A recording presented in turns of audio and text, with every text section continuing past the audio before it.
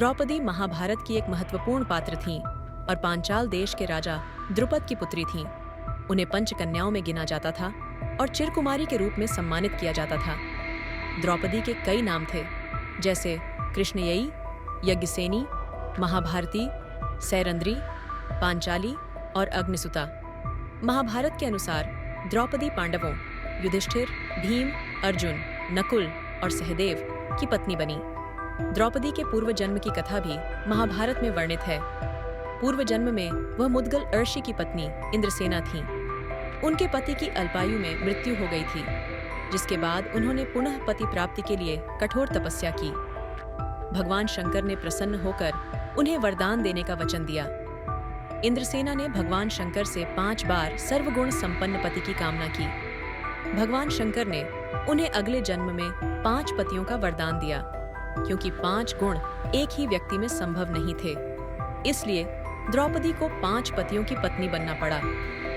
पांचाल के राजा द्रुपद अपनी पुत्री द्रौपदी का विवाह एक महान पराक्रमी राजकुमार से कराना चाहते थे।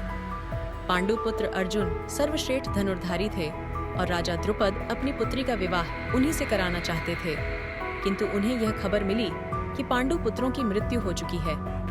उन्होंने सोचा कि वे द्रौपदी के लिए योग्य वर की तलाश कैसे करेंगे। फिर उन्होंने इसके लिए पांचाल कोर्ट में ही द्रौपदी के स्वयंवर का आयोजन किया और उसकी एक शर्त भी रखी। कोर्ट के केंद्र में एक खंबा खदीदा किया हुआ था, जिस पर एक गोल चक्र लगा हुआ था। उस गोल चक्र में एक लकद्दी की मछली फंसी हुई थी, जो कि एक तीव्र वेग से घूम रही थी। उस खंबे के नीचे पानी से भरा हुआ पात्र रखा था। धनुष बाण की मदद से उस पानी से भरे पात्र में मछली का प्रतिबिंब देखकर उसकी आंख में निशाना लगाना था। उन्होंने कहा कि जो भी राजकुमार मछली पर सही निशाना लगेगा, उसका विवाह द्रौपदी के साथ होगा। इस असंभव लक्ष्य को अर्जुन ने भेद कर द्रौपदी का वरण किया। महाभारत में द्रौपदी का स्वयंवर एक प्रमुख घटना है और इसके पीछे कई कारण और प्रेरणाएं थीं।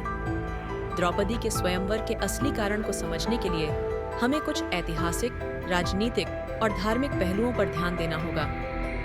राजनीतिक कारण: द्रौपदी के पिता राजा द्रुपद कौरवों और पांडवों के बीच अपने साम्राज्य के लिए समर्थन चाहते थे। द्रौपदी का स्वयंवर एक ऐसा तरीका था जिससे वे शक्तिशाली गठबंधन बना सकते थे। पांडवों और कौरवों के बीच शक्ति संतुलन की स्थिति को ध्यान में रखते हुए द्रुपद ने यह स्वयंवर आयोजित किया ताकि वह पांडवों को अपने पक्ष में कर सकें। अर्जुन के लिए विशेष उद्देश्य स्वयंवर में जो धनुर्विद्या की परीक्षा रखी गई थी, वह अर्जुन जैसे योद्धा के लिए ही उपयुक्त थी। द्रुपद की इच्छा थी कि उनकी पुत्री का विवाह एक महान और योग्य योद्धा से हो, और उन्होंने जानबूझकर ऐसी परीक्षा रखी जिसे केवल अर्जुन ही पार कर सके। कृष्ण की भूमिका: भगवान कृष्ण का भी इसमें एक महत्वपूर्ण भूमिका थी। वे पांडवों के समर्थक थे और जानते थे कि यह विवाह पांडवों के लिए एक लाभकारी गठबंधन हो सकता है।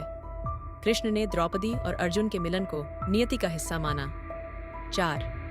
पांडवों का पुनः प्रकट होना: पांडव उस समय अज्ञातवास में थे और कौरवों को लगा कि वे मृत्यु को प्राप्त हो चुके हैं। स्वयंवर के माध्यम से पांडवों का पुनः समाज में प्रकट होना एक रणनीतिक कदम भी था, जिसने उन्हें फिर से एक शक्तिशाली योद्धा के रूप में प्रस्तुत किया। 5. पुरानी दुश्मनी: द्रुपद की पुरानी दुश्मनी द्रोणाचार्य के साथ थी और वह कौरवों से जुड़ा था।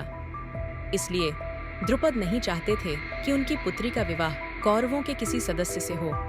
इन कारणों का मिला-जुला प्रभाव था कि द्रौपदी का स्वयंवर केवल एक पारंपरिक विवाह समारोह न होकर एक रणनीतिक, राजनीतिक और धार्मिक महत्व की घटना थी, जिसने महाभारत के भविष्य के घटनाक्रम को बहुत हद तक प्रभावित किया।